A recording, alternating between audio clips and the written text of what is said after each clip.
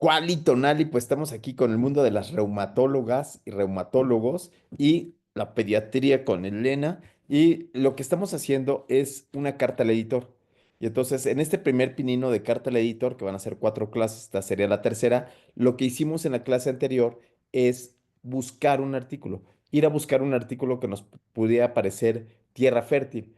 En realidad, de forma natural, de forma orgánica, lo que nosotros diríamos es que uno está leyendo, ¿no? O sea, uno está leyendo en el día a día y de repente aparece un artículo que le llama la atención y uno iría ahí. Sin embargo, pues esto es artificial porque es académico, estamos en la clase y entonces por eso lo estamos haciendo así.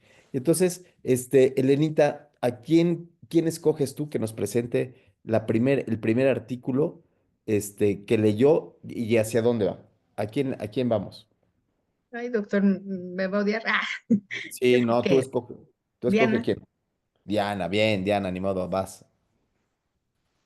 Bueno, Legal, fue legal, ¿verdad? Elena fue al azar, ¿no? dudo Tú, de los métodos. No, no es cierto. ¿Comparto pantalla, doctor? sí, por favor. Dudo de los métodos que fueron empleados para esa selección, ¿no? Totalmente. Bien. Mm, ujú. Bueno, ahí está cargando. Yo busqué un artículo en el que pudiera ofrecer o hacer un subanálisis, ya que me interesó pues la presentación de la carta al editor previa que vimos. Entonces, esa fue la primera dificultad que encontré, porque casi todos los artículos de neurología que están publicados en la revista son casos o dos casos o un caso aislado. Entonces, pues ese fue como una pequeña limitación. Estuve buscando y buscando varios números y pues bueno, me encontré este artículo que es publicado del año 2024, nada más no me acuerdo, de julio, entonces lo consideré que, por lo que nos mencionó, que está en un buen tiempo y es sobre aspectos epidemiológicos y clínicos del síndrome de Guillain-Barré. Entonces, este artículo, las razones por las que la escogí es que es un artículo donde vienen, creo, unas muy buenas tablas. Este, ¿Podrías hacerlo grande rápidamente por 2 pesitos, por claro. favor? 2 pesitos de Zoom. Voy a dar Gracias. 3. 3 pesos de Zoom, gracias. Esto, bien. Que no se vea la pobreza. Ajá. Y pues bueno, este artículo se titula como tal así, Aspectos epidemiológicos y clínicos del síndrome de Guillain-Barré. Es una serie de 2012 a 2022. Yo no conozco a los autores. La realidad es que no los contacté, pero bueno, con lo que mencionamos en la clase previa, creo que pues a ellos les llegará primero, entonces pues espero que no haya problemas. Nada más se menciona aquí que uno de los doctores trabaja como en el Politécnico y el otro del instituto. Y me parece que esta base de datos es del instituto. Entonces, pues aquí nos habla sobre el síndrome de Guillain-Barré, las manifestaciones clínicas, los diferentes tipos. Y en los resultados, por lo que también lo seleccioné, es porque creo que la base, o sea, los resultados están muy bien expresados, pero casi los da en puros resultados observacionales. Tanto por ciento de los pacientes fue Descriptivos. así. Exacto, descriptivo, sí, perdón. Entonces, por ejemplo, pues si se especifica tanto por ciento fue IDP, tanto por ciento fue AMAN y demás. Pero les voy a brincar a unas de las tablitas que más me gustaron. Aquí, digo, veo potenciales cosas que obviamente hay que pues, manejarlas con mucha cautela, pero en esta tabla se especifican diferentes causas que estuvieron relacionadas y en qué porcentaje desarrollaron cada uno de los tipos, pero luego no se hace como una prueba de asociación o algo. Entonces se me ocurrió como primera instancia hacer pruebas de asociación para esto. Espera, Obviamente espera, espera, manejan, espera. Espera ahí. Voy a hacerles examen a los baquetones de los reumatólogos. Entonces voy a empezar con Berenice Bernal. Ahí hay un valor de P. ¿Qué crees que sea ese valor de P? ¿Qué análisis estadístico crees que sea? Fíjate muy bien. Antecedentes de eventos previos. Pues P, supongo. significancia estadística. ¿Qué Ujú. crees? O sea, ¿con qué prueba lo hicieron para sacar el valor de P? Yes. Pues supongo que te student. TED Student. Vamos a preguntarle a Cintia Roque. TED Student, ¿para qué tipo de variables es? Es para cuantitativas, ¿no? Cuantitativas. Aquí la categoría gastrointestinal, ¿tú crees que sea cuantitativa? Mm, Yo ahí las pensaría más dicotómicas, como si Son hay, cualitativas, son cualitativas, ¿no? O sea, tiene gastrointestinal, tiene una categoría respiratoria o genitourinaria o vacunal. Entonces, Bere, tu tarea para la próxima clase es decirme qué es lo que estudian la prueba de TED Student y quién fue Siligoset, ¿no? Tu tarea va a ser qué estudian las pruebas de TED Student y quién fue Siligoset. Ok. Ven. Muy bien, José Alberto, entonces, si no es TED Student, entonces, ¿qué puede ser? Pues lo más probable es que hayan hecho perdón, hayan realizado una prueba de chi cuadrada, ¿no? Una chi cuadrada, ¿cuál de todas? Bien, bravo, sí. ¿Cuál de todas, estimada Dianita Gómez? Sí, chi cuadrada, sí. ¿Cuál de todas las pruebas conoces? Si quieres, nada más dime todas las que conoces. Pues Bueno, no me digas Fisher, todas las que conoces porque nos Pearson, llevaríamos aquí todo el día. Mejor nada más dame tres que conozcas. esa es nuestra tarea de la doctora Roy. La de Fisher, la de La Pearson prueba exacta de y, Fisher. Ajá. ajá, que yo pensaría, digo, no sé los números exactos, pues no lo sé qué, pero que sería Fisher, quiero pensar que eso es lo que estábamos haciendo aquí. Ah, ¿son Y las que conoces o la que crees que es? no, es lo que yo creo que es aquí, pero digo, porque No, no sé los números negativo, no exactos. puede ser Fisher. La prueba exacta de Fisher solamente es para dos grupos, es la prueba exacta de Fisher. Ah, sí, Sería sí, para es cierto. comparar dos grupos, o sea, Sí, sí tienes hay mayor asociación gastrointestinal entre AMAN y AIDP, ahí sería la prueba exacta de Fisher, podría ser, pero no es eso, porque aquí está evaluando todas, ¿no, Elena? ¿Ya viste? Está evaluando. La P evalúa a todos, a AMAN, a DAIP, a Manzana, SMDF y a Barcelona Fútbol Club, ¿no? Sí. ¿Sí? Entonces, ¿qué prueba es? Pues según yo es McNimar, ¿no? La que lleva todas las... McNemar, no sé, vamos a preguntarle. Sí, es otra prueba de chi cuadrada, la de McNemar, pero vamos a preguntarle a Berenice, ¿cuándo se utiliza la de McNemar? razón. La prueba de McNemar, ¿cuándo se utiliza? Es cuando hay más de tres grupos. No, A ver, no, no, no, estoy no, no, no. buscando mi tablita de la pertinencia de prueba estadística. ¿Qué te parece, Cintia? Tanto escribir pruebas estadísticas para...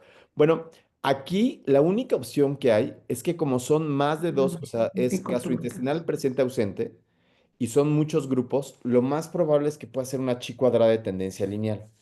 Pero, pero para hacer una chi cuadrada de tendencia lineal, uno tendría que asumir linealidad. Tendría que asumir que que hay una asociación lineal entre Amán y Barcelona Fútbol Club, ¿sí? O sea, que hay un incremento de todo eso, un decremento. Pero ¿tú crees que haya, Diana? ¿Tú crees que haya una asociación lineal entre esas dos? No, porque está descrito que siempre AMAN y AMSAM son los grupos mucho más grandes. Por ejemplo, el de Barcelona, que es la fasiobraquial, es muy rara y es de las menos frecuentes. Entonces, pues, en teoría no lo No sabría. parece ser que ese es el análisis, ¿no? Ajá. Y aparte, digo, dentro de todos, la gastrointestinal tiene más peso que el resto de las causas. Aunque está descrita, por ejemplo, postvacunal, es muy rara a comparación de antecedente de infección gastrointestinal. Entonces sí tenemos una buena carta al editor, oye. Aquí hay de dónde sacar datos, ¿no? Buenazo, buenazo, sí, bien. Y aquí vienen algunas otras, bueno, algunas otras tablas de resultados. Mira, Sí, ahora sí viene en cuantitativo, Bere, pero no son dos grupos, son muchos grupos, sí, son aquí lo más de hicieron dos. como en días de entre el evento que se consideró como el desencadenante y los síntomas, días desde el primer síntoma y la instauración máxima de los síntomas y los días de estancia intrahospitalaria, que volvemos a lo mismo. Sabemos, por ejemplo, que como el fascio braquial es súper agresivo y sabemos que es de los que más días de estancia intrahospitalaria se llevan. Sí, Y espérame, espera, aquí, no, no, no ay, avances, no avances, no avances, ay, es que perdón, quiero perdón. acabar a Viri, a Bere. Bere, dime, por 2 puntos, ¿qué prueba estadística es la que está ahí puesta? Pues si es para cuantitativa y son más de 3 grupos, es ANOVA. Bravo, bravo, bravo, bravo, bravo, bravo, bien, bien, bien, bien. Pero se podría hacer una nova ahí, Cintia. Bravo, bravo, Bere. Gracias. Cintia, ¿se podría hacer una nova? Sí, no, ¿y por qué? Mm, pues sí, pues por Sí, los grupos, ¿no? sí, ¿No? sí, tienen distribución normal, es lo que tú dices, Ah, es claro. lo que tú estás diciéndome, Ah, que sí se podría porque tienen distribución normal y son 3 grupos, y es sí, sí tienen cuantitativa. distribución normal, ¿no? Sí, tienen distribución normal, sí. ¿Tú eres médico, José Alberto? Eres reumatólogo, pero antes hiciste medicina. Sí. Sí. ¿Tú sabes cuántos días puede tener, de cuántos a cuántos días puede tener una enfermedad de evolución? ¿Cuál sería el tiempo mínimo de evolución? Pues mínimo un día, ¿no? Horas. Mínimo un día o 0 días, ¿no? Puede ser que lo agarres en ese, ¿no? En el mismo momento que empieza a tener, como un EBC, que empieza a tener las manifestaciones y sea en ese momento, 0 días, ¿sí? Horas Ujú. incluso, Sí. ¿sí? Ah, ¿y hasta cuánto tiempo? No, pues pueden ser semanas, meses. Años, ¿no? Sí. Como diabetes, ¿no? Por ejemplo. ¿Qué te Sí. parecería si una enfermedad tiene, cuánto tendría más menos 6 días? O sea, más o menos 6 días, sí podría ser 3 y luego ¿Ah, hasta sí? 15. ¿Y cuántas desviaciones estándar se tienen que No, por sumar? eso. Ajá, pero nada más de una sí, pero ya la segunda desviación estándar ya no. De hecho, yo, Entonces ya no tiene distribución normal. es Dile a que yo también me Cintia hubiera que dejado. tiene que revisar eso, porque ¿cómo va a tener distribución normal que el primer síntoma de distracción ni siquiera está en la primera desviación estándar? 2 más menos 2 Ya no da. no da ninguno. Sí, 37 más menos 31. ¿Sí? sí. Entonces, ahora sí veré. Ahora sí, Diana, ¿qué prueba estadística le correspondería a este? En Cruz Carvallis. Cruz Calgualis, podría ser, sí. Sí, muy bien. Perfecto. Entonces, todos estos son cuestionamientos duros a este artículo, ¿eh? O sea, donde la prueba estadística no tuvo. Pero ¿dónde? Sí. Alguien levantó la mano. Adelante, José Alberto. Sí, yo nada más ahí también me hubiera dejado llevar porque está mal expresado entonces, ¿no? Ya lo hemos visto en alguna clase con la doctora Roy. Quizás ahí sería un elemento a comentar con el editor o la carta que se va a redactar, que la expresión no es adecuada, ¿no? Porque debería ser en otra expresión, o sea, no puedes poner promedio y desviación estándar porque no es una distribución normal. Y yo Y me ahí hubiera dejado podrías, llevar. y ahí podrías incluso intentar llevarlo a la clínica, ¿no? Decir, la media tendencia central de la media y desviación estándar, no aplica para estas enfermedades porque no nos permite ver cuándo empieza la enfermedad y cuándo termina. Entonces, un clínico sí necesitaría tener esos valores para poder tomar decisiones. No tan solo decir, le damos un zape a Coltsink, ¿no? Sino que le damos una regañada, sino también decir por qué es importante para la clínica, cuál es la razón, cuál es la importancia que tiene esto en la clínica. Sobre todo cuando ves el primer síntoma de instauración, donde tienes uno que tiene 27.2. Claramente, AMSAN, ¿no? AMSAN tiene un comportamiento distinto en las primeras sintomatologías y entonces aquí no lo demuestra. No puedes ver nada, nada más ves que no es significativo, ¿sí? Entonces, ahí es donde uno tendría que expresar un poquito más que solamente decir está mal la medida de tendencia central y de dispersión, ¿sí? Sino ir como jalarlo más hacia la clínica. Pero Dianita, ¿tú qué era lo que querías? Pues sí, hacer como un subanálisis en sentido de que si podía hacer como fuerzas de asociación como entre algunas cosas, como por ejemplo a mí se me ocurría como entre las causas o demás. Bueno, eso era lo que inicialmente se me ocurría. Y tal vez sobre, bueno, considerando la debilidad, es que son varias cosas. En este artículo yo pienso que una de las cosas es que ponen a todos los grupos como iguales, como si pudieran, o sea, como si fueran iguales, pero realmente pues por la evolución de la enfermedad no lo son. Por ejemplo, en este otro, el síndrome de Miller-Fisher, digo, siendo muy puristas, ya ni siquiera es un tipo de Guillain-Barré, ya salió de ahí porque ahora se considera una paranodopatía. Entonces, como el síndrome de Miller-Fisher es muy, pues solo pues muy oculofacial, pues obviamente vamos a encontrar que esos pacientes sí tienen areflexia o hiperreflexia, pero no van a tener debilidad. Entonces, pues ese síndrome de Miller-Fisher yo pienso que puede ser como una cosa que mueve, o no sé, o sea, siento que para un buen análisis de algunas otras cosas deberíamos sacarlo de ahí.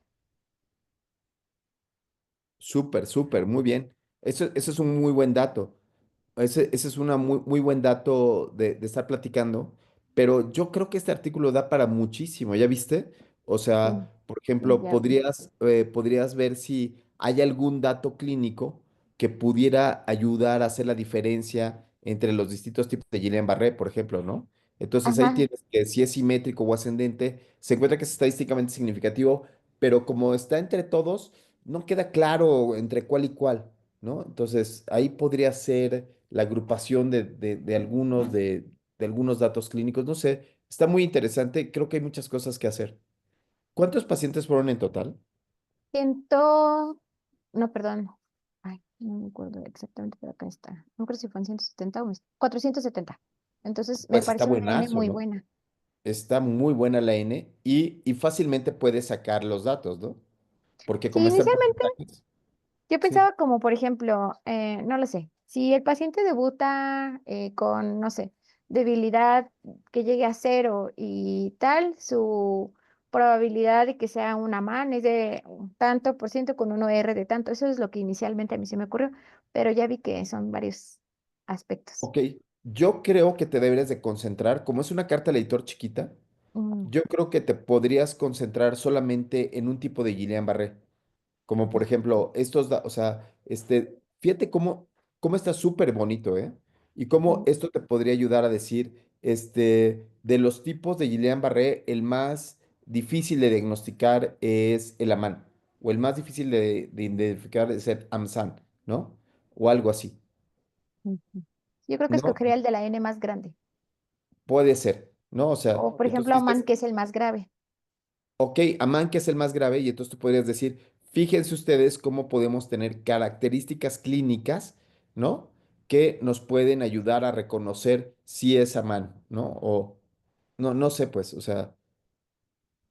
o si es un factor o sea, factores de riesgo, por ejemplo, para Amán, factores de riesgo, sería que, a ver, a ver ahí arriba, factores de riesgo, como por ejemplo, Son ahí está, causas, como causas. causas previas. Puede ser, puede ser. Entonces, este artículo nos permite evaluar algunas causas para asociarlas con Amán, ¿no? Versus otras. Entonces, tendrías que ser dos grupos, Amán contra otros, contra todo lo demás, y hacer las tablas de 2x2 de gastrointestinal contra todo lo demás, o respiratoria contra todo lo demás. E incluso podrías hacer un forest plot padrísimo de gastrointestinal, respiratoria, genitourinaria, vacunal, traumatológico, quirúrgico, no sé qué. ¿No? Mm, Entonces, haces ese forest plot de, de todos esos datos. Si quieres, yo te ayudo. Y, y lo que se muestra es cómo con este estudio, que es muy interesante, se pueden hacer muchas conclusiones y se pueden aterrizar a muchos temas de tesis, como ahora poder resolver a IDP o AMSAN o Barcelona Fútbol Club, que tú le dices, fascículo rico, braquial, fácil. ¿no? Sí, pues, Sí, tú le dices de otra manera, yo le digo Barcelona Fútbol Club. ¿Sí? sí, Sí, sí. Venga, José sí, Alberto. me gusta. Se oye padre este. Otra vez yo, perdón, es meramente duda de ignorante. Eh, Eso que quiere hacer Diana, pero no se necesitan los datos, o sea, la base de datos, perdón, es meramente duda, o sea, se los comparte o se puede obtener ahí mismo. Fíjate que se puede obtener aquí mismo, porque como están en porcentajes, aquí tú sabes cuántos hay de Amán, cuántos hay de IP y lo puedes sacar. Tú puedes hacer la interpretación. Porque está en porcentajes y tienes la N completa. Mira, arriba viene la N. Sí, y por aquí viene también datos se incluyeron en Ok. tanto en cada grupo. Sí, puedes sacar los datos. Esa es la parte interesante. O sea, ya sé que lo mejor sería tener la base de datos y echártelo en 5 minutos, pero puedes hacer una minería y puedes hacer una reconstrucción de los datos que están ahí puestos, ¿no? En el entendido de que son datos reales, en el entendido de que tú dices, le confiero que estos datos son reales, pero sí se puede fácilmente. Ok, gracias. Incluso Diana, nosotros hicimos un modelo multivariado una vez, intentando sacar los datos como a modo de ejercicio. O sea, se vuelve a crear la base de datos con todo lo que se pueda, lo más que puedas. No sé si viene aquí edad. A ver si viene abajo. No, no se Ese puede. fue un problema. No viene edad, vienen los síntomas. Nada más como la presentación clínica, eh, las causas y los días. Pero a diferencia de muchos otros que revisé, ese es como uno que trae como tablas donde sí se pueden manejar, porque hay otros que traen unas tablas pues como Ujú. más incompletas, que de hecho uno se pone a ver y la tabla uno no trae ni siquiera división de grupos, solo es así de media de tanto, tanto, tanto, tanto, pero sin división de grupos. Entonces, como este sí trae las características por grupos, pues divididos, a mí se me ocurrió que justamente sí podría como sacar los resultados. Padricísimo, ¿no, Dianita? Yo creo que Es, vas a poder sacar algo muy bueno. Y en esto que decíamos, Bere, inicial de cómo sí hemos aprendido, ¿no? Cómo sí vamos aprendiendo y ya podemos estar delante de una tesis y decirle, mira todo lo que podemos trabajar, ¿no? Todo lo que se le puede sacar a este artículo. Bravísimo, Diana. Ya estás. Palomita, gracias. Diana. Déjate ¿Alguien compartir. más? Diana, ya que te escogieron a ti, no se vale chicle ni venganza, pero ahora dime quién va a presentar su. Pues yo creo que escojo, a ver, A ver, venga, Bere.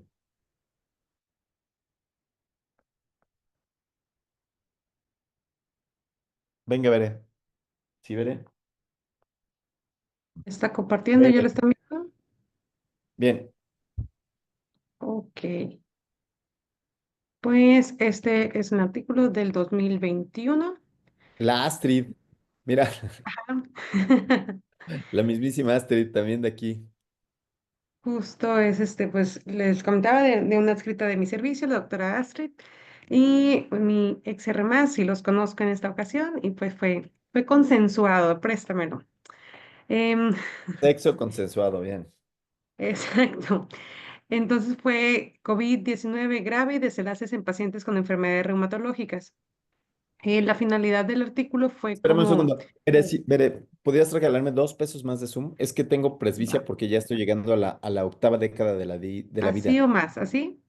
Ah, sí, está bien, perfecto. Muchas gracias. Gracias. Ok.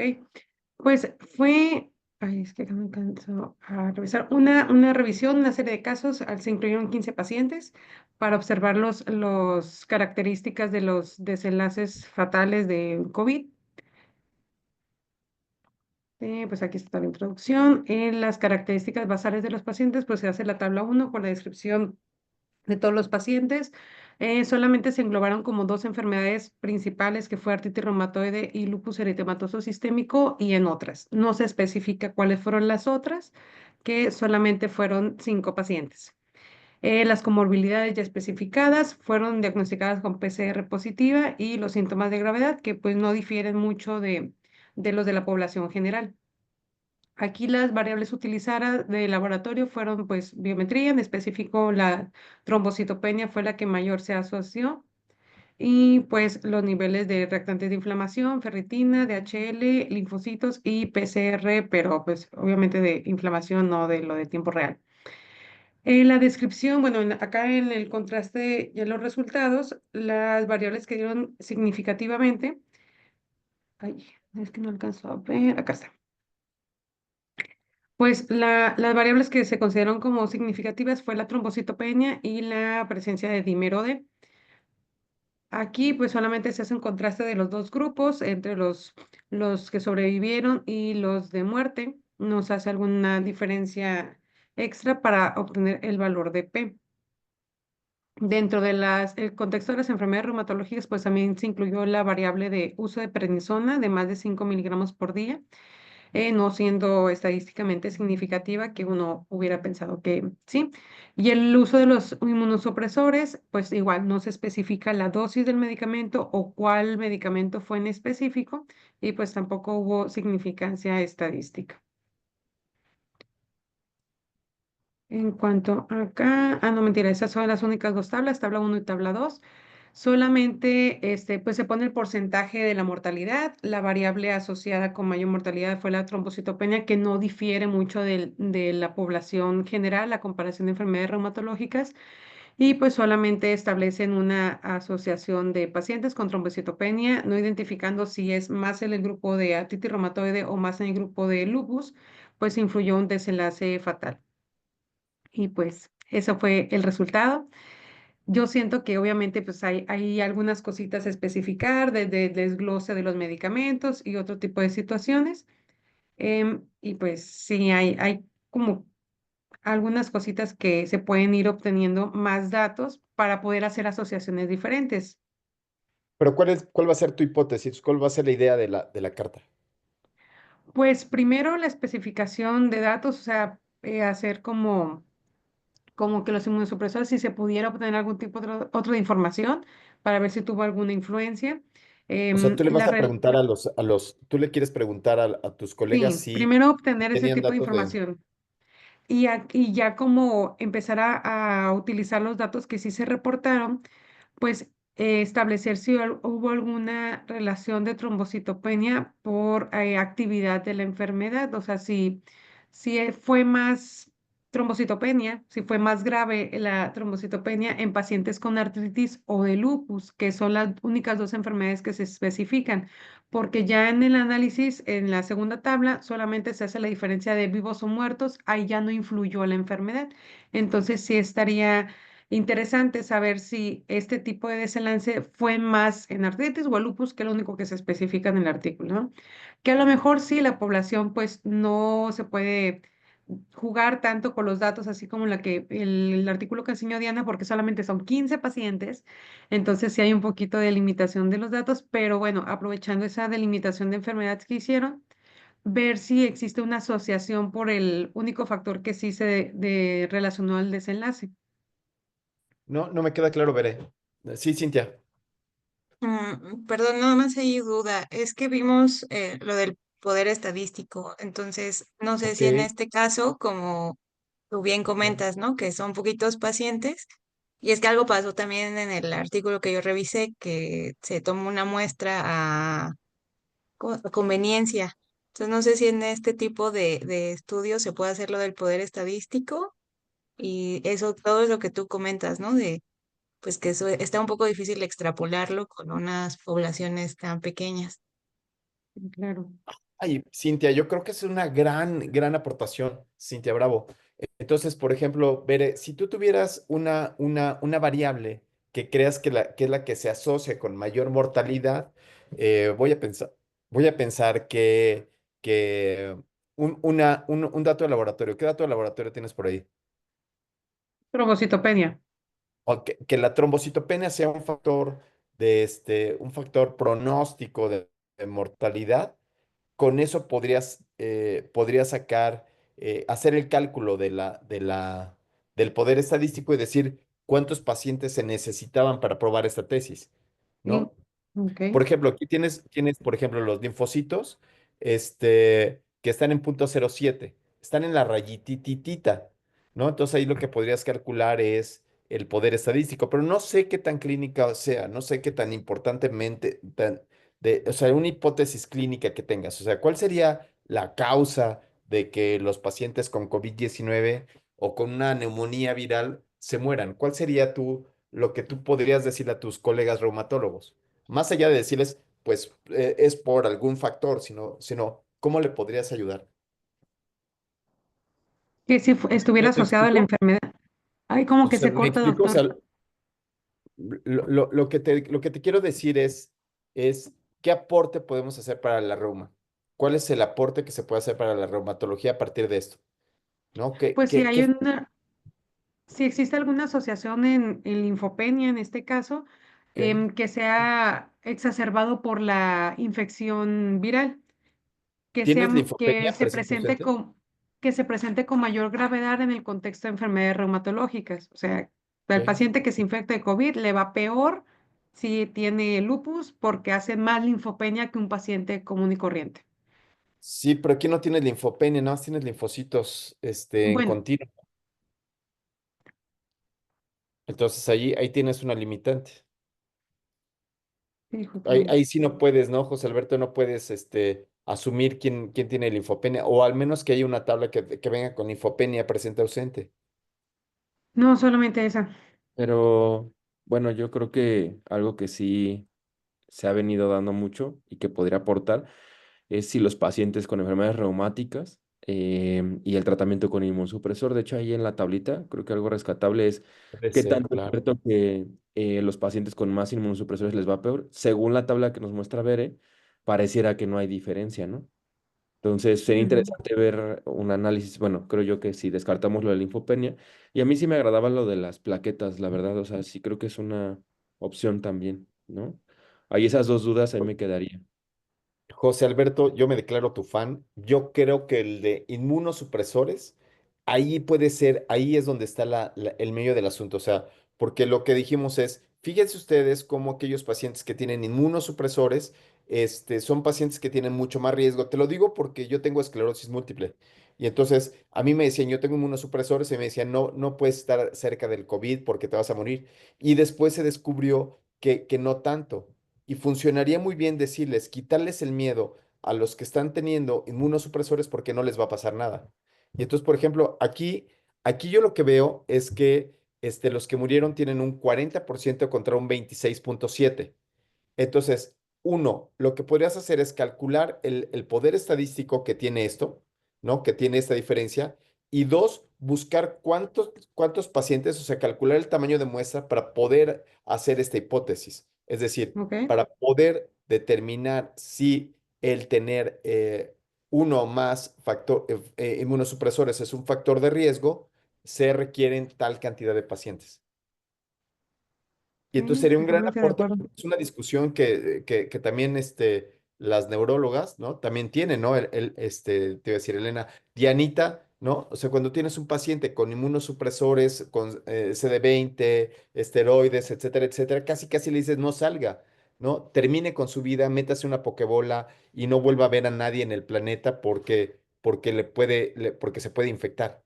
Y quizás no sea tan cierto, Mm. ¿sí? Entonces ahí podría ser, ¿eh? Lo de las plaquetas, Ok. no lo sé, Rick. Ah, es que son 26 contra 250,000, ¿verdad? Sí, No, ahí sí es un buen dato. sí varía Ahora, bastante. ahora está bien difícil ese José Alberto, porque, te voy a decir por qué, porque depende en qué momento le tomaron, de en qué momento le tomaron las plaquetas. Porque si le tomaron las plaquetas ya cuando el paciente estaba a punto de morirse, la última biometría hemática, ¿no? Entonces, pues sí. Y lo comparas con la última biometría hemática del cuate que no se murió y andaba bailando la manzanilla bien contento, pues sí hay diferencia. Entonces, eso puede hacer un sesgo por ahí de en qué momento fue tomada. No estoy seguro que haya sido tomado al mismo tiempo porque son estudios retrolectivos. Entonces, eso puede ser así como que, híjole, ténganle cuidado a estos resultados, ¿no? Porque quizás no fueron tomados en tiempos similares, ¿sí? Pero el de unos más inmunosupresores, ese está bonito, ¿eh? Ese está muy bueno, ¿sí? Mm. Ah, muy bien, Bere, todavía tenemos tiempo de otro más. Ok.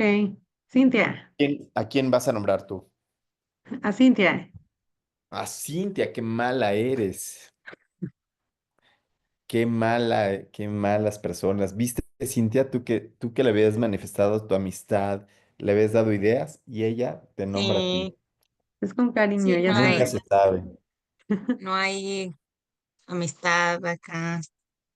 Pues No, mira, aquí hay no. justo, oh, sí, sí. Pues justo el mío también fuera de perfil epidemiológico. A mí me interesó mucho el tema porque habla de artritis reumatoide, pero especialmente en una población en Oaxaca. Entonces, en México sabemos que no tenemos mucha estadística y eso fue lo que me llamó la atención. Si me doy Enrique tantito. Villarreal, órale. Sí, Bien. sí, sí. Y entonces estos son pues completamente pacientes, incluso algunos indígenas en Oaxaca. Aquí pues nos hablan, ¿no? Más o menos de la incidencia y la prevalencia internacionales, mundiales. Es un breve resumen. Realmente el objetivo de este estudio únicamente es la descripción del perfil epidemiológico. No hay como más. Nos habla un poquito de Latinoamérica, cómo se hizo el diagnóstico, que se excluyeron cualquier otra enfermedad. Y aquí lo que a mí me interesó mucho, pues, o que me llamó mucho la atención es justo lo del tamaño de muestra, porque dice que se calcula de acuerdo a conveniencia. O sea, los expedientes, porque fue un estudio retrospectivo, los expedientes que ya ellos tenían como que sabían de pacientes con artritis reumatoide y con eso sacaron su tamaño de muestra, que fue a conveniencia. El tamaño calculado fue de 247. Entonces, obviamente, pues esto no fue aleatorio tampoco, o sea, Espera, eran espera, pacientes. espera, espera un segundo.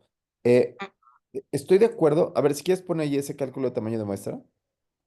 Dice, el cálculo de tamaño, sí se calculó con la fórmula de porcentajes para población finita. O sea, Finita. sí hubo un cálculo, ¿no? Ujú, Sí tenemos un así cálculo. es. Sí, sí hay un cálculo. Salió. Entonces, recuerden que el cálculo del tamaño de muestra es lo mínimo que se requiere. Es decir, lo mínimo que requiero para este estudio son 247. Pero si tengo más pacientes, no pasa nada. Exactamente. Sí, más bien fue que tenía 1000 expedientes, creo que 1050. Ajá, 1050 expedientes. Y a partir de esos 1050, que esa es la población finita, se hizo el cálculo de tamaño de muestra. Sí, no, pero no lo veo tan mal tú. O sea, porque son 247 e incluyeron a 373. Ujú. Sí, Ajá, era ok. donde yo la verdad tenía como que la duda, eh, porque, o sea, no sé si es tan, pues, tan cool como hacer el tamaño de muestra por otra fórmula, pero sí Ok. lo hicieron, sí, sí, definitivamente.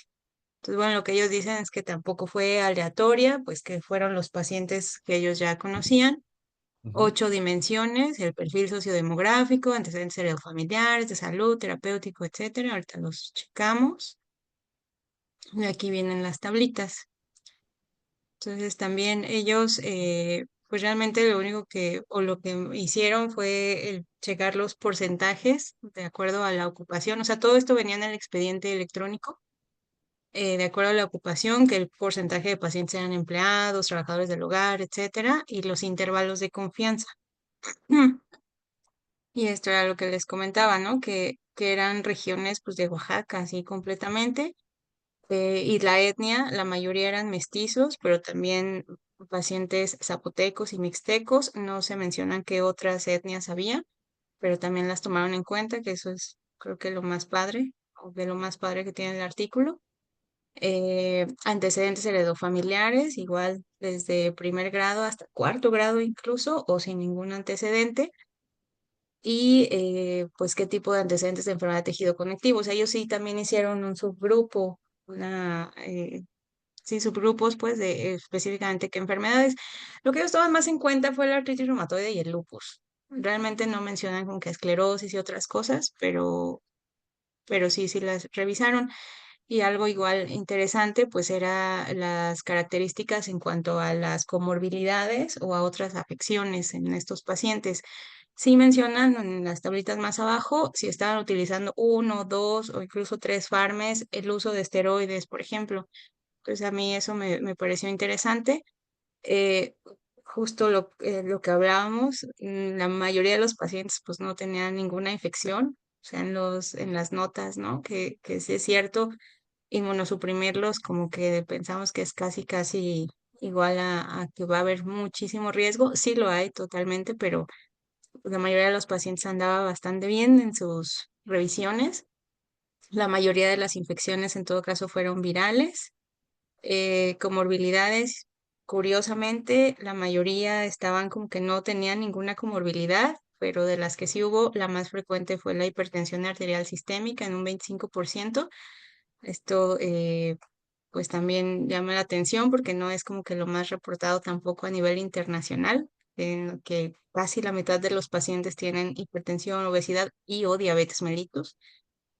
Eh, Acá, pues el diagnóstico de la CIE-10, que es lo que nosotros usamos, ¿no? En el expediente electrónico, se me hace ahí un poco complicado porque pues no me quiero ventilar, pero ya saben que de repente pues da más con artritis reumatoide no especificada para quitarte de problemas, pero en teoría pues tendríamos que checar, ¿no? Que sea seropositiva, seronegativa, o por qué no es especificada, o si es otro tipo de artritis, pues anotar también por qué. ¿Qué es esto, no? Otras artritis reumatoides Cinti, especificadas y sí. pues, o sea, ¿cuál otra o qué quieren decir con esto? Am, y los años de diagnóstico. Entonces, aquí justo es esto de las terapias combinadas, un farme con corticosteroides a dosis bajas, que ellos mencionan que es debajo de 5 miligramos, farmes con AINE, farme AINE esteroides, etcétera, y las terapias combinadas. Entonces, ¿cuántos de ellos al momento del diagnóstico ya estaban en tratamiento? ¿Y cuántos de ellos, lo que ellos hicieron era ver año con año, durante 3 años, si cambiaba su tratamiento? Si les daban más esteroides, si continuaban con los mismos farmes, la mayoría de ellos continuaban. Y pues ya en cuanto al perfil bioquímico, lo único que encontraron o lo más usual fue la anemia normo-normo, pero solamente en el 4.3%, la presencia de factor reumatoide en casi 80% de los pacientes y las PCRs que se mantenían elevadas en alrededor del 90%. ¿Y Esto fue, hacia dónde te gustaría guiar la carta? ¿Hacia qué hipótesis? ¿Qué es lo que estás pensando? pues me gustaría más bien las diferencias con lo que se menciona de la epidemiología internacional, o sea, en otros Ok. países, porque en México la verdad es que no tenemos y este estado bien interesante porque es del 2023 y nunca había escuchado de él. Y está súper bueno que sea de Oaxaca, o sea, y población con etnia también, bueno, con población indígena, que creo que no, o sea, yo no conozco, ¿no? Como algo así en México y menos tan reciente. Entonces, a mí lo que me gustaría es como comparar con lo que se menciona en los perfiles epidemiológicos caucásicos, que son la mayoría, ¿no? Lo que nosotros leemos. Fíjate, José Alberto, que esta es una pregunta que hiciste hace rato. Es decir, nosotros podríamos, así como se hacen los metaanálisis, en los metaanálisis pones Mm, la N y el porcentaje y lo puedes combinar en un forest plot, lo puedes combinar con la N y porcentaje de otro lugar para ver si hay o no hay diferencias. Estás en internet, ¿verdad, Cintia? sí. Mira, déjame enseñarte algo que hicimos nosotros. Ponle ahí abre una, si Ay, quieres. perdón. Pongo share de nuevo. Dianita, Ay, Dios ella mío. que quiere, ¿viste? O sea, Espérenme, espérenme, ya me perdí. Ah, a ver, share, share, share. a ver, si Ah, quieres lo comparto ahí yo. está. No, ahí Ay, estás, ya estás. perdóname. Ahí No, no, está. ya estás, tú perfecto, perfecto. Mira lo A que ver, hicimos échale. nosotros. Ponle Rodolfo Rivas, El reno. eh, Rodolfo Rivas, y ponle talla en la Ciudad de México. ¿Talla? Sí, ya, Tiene 5 estrellas, doctor. gracias. Ahí está,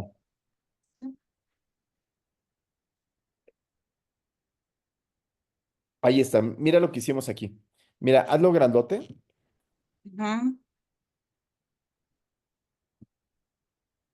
Y lo que teníamos es que por un lado teníamos unos datos crudos de una cosa que se llama Ponte al 100 que pesamos y medimos a un montón de chamacos, ¿no? 43,670 chamacos en eso que se llamaba Ponte al 100. Y teníamos la media del peso y la talla, y ujú. lo que decíamos era, si será que estos niños, porque la hipótesis es que los niños ahora eran más altos, ¿no? Decíamos, ¡ay! Qué altotes son los niños ahora, no manches, ya son bien altos, ¿no? Ya, ¿qué les habrán dado? ¿No? Yo le estaba diciendo, ¿les pusieron Cerelac a su leche o qué le pusieron, no? Este, y entonces, ya ni hay Cerelac, pero bueno, le pusieron algo a su leche. Esa era la hipótesis.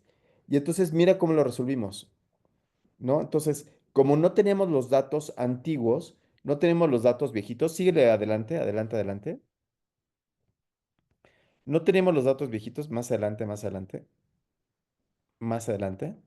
Lo único que teníamos era el talla y peso de las distintas edades, cómo van creciendo, cuáles eran los índices de sobrepeso y obesidad que se tenían, etcétera, etcétera, pero no lo podíamos comparar con lo que se había expresado tiempo antes. Entonces, utilicé los datos de la tabla de Ramos Galván, si quieres más arriba, más arriba, más arriba, más arriba, más arriba, más arriba. Ahí está. Mira, mira, José Alberto. Entonces, utilicé los datos de la CDC y de los de Ramos Galván. Los de la CDC era para ver si había diferencias entre los niños mexicas y los niños de la CDC. Y ahí sí encontramos diferencias. O sea, sí hay diferencias entre lo que muestra la CDC y lo que muestran nuestros niños mexicanos. Entonces ahí encontramos que sí había una diferencia, pero la diferencia era mínima. En general, la diferencia ponderal era de 0,5 centímetros, ¿no? Entonces, 0,5 centímetros dijimos, bueno, sí hay diferencia entre los gringos o los europeos y los mexicas, pero la diferencia es mínima, ¿no? De 5 centímetros. Y después, la otra hipótesis era contra lo de Ramos Galván, que es la que dice IC, ¿sí? Contra lo de Ramos Galván, lo que nosotros queríamos saber era si los tiempos pasados, si habíamos crecido más, si estábamos incrementando más de talla, qué es lo que había sucedido en la época de los sesentas. Y el resultado fue, no, no. Incluso en los sesentas eran más altos. Ya sé, 0,2 centímetros, pero sí eran más altos.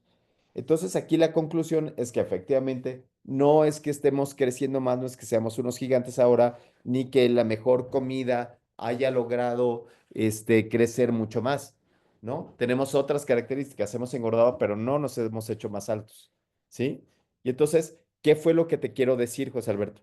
Lo que te quiero decir es que sí puedo yo tomar estos datos que yo tenía como tal, que era la media y desviación estándar, 1,19 más 0,1, y tomar la media y desviación estándar de otro lado, que es lo que yo creo, lo que quiere hacer Cintia.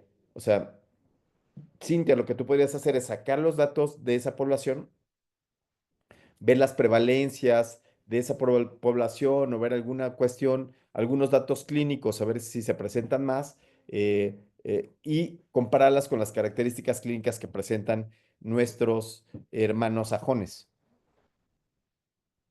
Y hay algunos que son sajones y otros que son cabezones, ¿no? Que nos quieren poner aranceles y nos quieren. Ay, Cintia, nos quieren hacer tantas cosas. Bueno, sí, sí, Ok, sí. sí, sí, sí, No sé súper. si esto ayudó, José Alberto. ¿Cómo sí se pueden hacer estas comparaciones con diferencias de medias, ponderadas por efectos aleatorios? Está padre, Sí, ¿no? Bien. Bueno, Cintia, entonces ya nos vamos. Vamos a despedirnos. Entonces, ¿qué fue lo que Ok, aprendimos en esta clase? ¿Qué fue lo que aprendimos en esta clase, estimada Elena? Pues ¿Qué aprendiste? que hay que revisar. Bueno, cuando alguno de los artículos nos salte, podemos también, pues ya tenemos más bases para verificar qué análisis les están faltando o tener un pensamiento más crítico. Yo creo que los tres artículos que mencionaron mis compañeras están muy profundos en el aspecto estadístico, pero todavía se les puede dar un aporte o otra revisión desde otro ángulo. Ok, entonces quizás lo que aprendimos es que nosotros sí podemos, nuestra opinión sí está padre, ¿no? Nuestra opinión sí permite, o sea, sí permitiríamos aportar un poquito más, no nada más quedarnos ahí en la crítica entre nosotros de, ay, ¿ya viste cómo le escribió? Ay, no, sino que sí nos permite a nosotros aportar un poquito más, ¿no? Entonces, lo primero que aprendimos es que esto nos ayuda, o sea, la maestría nos ayuda a aportar un poco más, ¿sí? Sí, la maestría ayuda a aportar un poco más. Puede ser, muy bien. ¿Qué otra cosa? ¿Qué otra cosa? ¿Qué más aprendiste tú, estimada Cintia? mm, Aprendí, aprendí que no Todos me pueden acuerdo escribir bien mientras, ¿eh? Veré, de la puedes TED escribir Student. ahí. A repaso, que hay que seguir el repaso de estadística es básico, ¿no? Nunca eh, se termina de aprender, ¿no? Entonces, ¿qué fue lo que aprendiste de la TED Student? que es Pues, para cuantitativas, para grupos cuantitativos, con variables cuantitativas. Aprendiste que TED Student es para variables cuantitativas, que es que lo ponemos aquí como hashtag, con distribución normal, ¿sí? Para dos grupos. Bien. Bere, ¿tú qué aprendiste? pues que nuestra opinión es válida, que Ajá. podemos obtener más datos de lo esperado y pues si bien la mayoría de los tres artículos que revisamos son como de análisis descriptivo, pues no quedarse solo ahí. O sea, claro que a lo mejor el objetivo de los artículos fue señalar epidemiología, señalar solamente características basales para después empezar a utilizar los datos para hacer asociaciones, pero pues ya tener esa visión de qué voy a hacer después de estos datos, que como dice Cintia, está muy interesante que se haga ya en México, actualizado, en Oaxaca, con población indígena, pero yo qué voy a aportar después, y creo que ese gusanito de qué voy a hacer después ya pues se sembró ahorita. Porque pues en la especialidad, pues ya cumplí, ya hice mis características basales, listo, titulado. Pero ahorita sí, como, ¿qué voy a hacer extra? ¿Qué voy a dar no? ¿Qué voy a aportar? José Alberto, ¿tú qué aprendiste hoy? A alguien que no conocía, que es el William Silly Gosset. Lo busqué en internet. Te va a gustar muchísimo la historia del señor TED Student que se llama Silly Gosset. Sí, sí, sí. El famosísimo Student en Ujú. su seudónimo de su publicación. Sí, bien. Sí, Dianita, ¿tú ya participaste? ¿No? Bueno, yo aprendí hoy diferentes enfoques de la carta al editor, que puede incluso, porque yo en su momento descarté como 8 artículos por hacer presentación de casos clínicos, cosas que sí uno ve y dice, este artículo quizá está aportando, yo de hecho me encontré varios que dije, esta información que está aportando, o sea, sí, pero no, está asumiendo cosas que quizá no son así. Entonces creo que pues eso mismo ayuda a crecer tanto a quien publica el artículo como a ti que puedes hacerlo y que también puede haber buenos artículos que quizá hayan quedado un poco olvidados y tomar el tema de cartas al editor puede hacerles ver un poco más de luz y se pues crezcan los artículos, crezcan y se mejoren. Y también luz a ti, ¿eh? O sea, porque Espero. muchas veces el que más encuentra luz en los artículos y todo eso es uno. Entonces, quizás una carta al editor sea más para nosotros, yo creo. O sea, es más como poner en orden tus pensamientos. No sé, yo creo que es también por ahí, ¿eh? Ya veremos, pero me motivé. Bien, perfecto. Bueno, pues qué padre, qué padre. ¿Alguien más quiere decirnos algo? ¿No? No, no, no. Perfecto. Pues ahí vamos, ¿no? Ahí la llevamos. Ok, y Todo bien. entonces, ahora el siguiente paso es intentar para la siguiente clase redactar ya alguito. Vamos a empezar ya la redacción, como poner en orden cuál es la hipótesis que yo quiero plantear, qué es lo que yo quiero responder con esta carta al editor, hacia dónde voy. Quizás una tabla, un gráfico pudiera ayudar un poquito más, ¿no? Entonces, la próxima parte, o sea, ya detectamos el artículo, eso ya le ponemos check. Y la próxima clase vamos a ver qué es lo que quiero decir, qué quiero decir, cómo lo plantearía, ¿no? Por favor, lo que necesito para la próxima clase es que se metan a las instrucciones de la revista para que, para que sepamos cuántas palabras podemos decir. ¿Sí, Elenita? ¿Sí? ¿Qué quiero decir? Y las instrucciones. La principal circunstancia con una carta al editor es saber las instrucciones. ¿Sí? Muy requete bien. Pues, padricísimo. Y nos vemos, Cintia, José Alberto, Elena. Nos vemos la próxima clase. Muchas gracias. Gracias. Muchas gracias.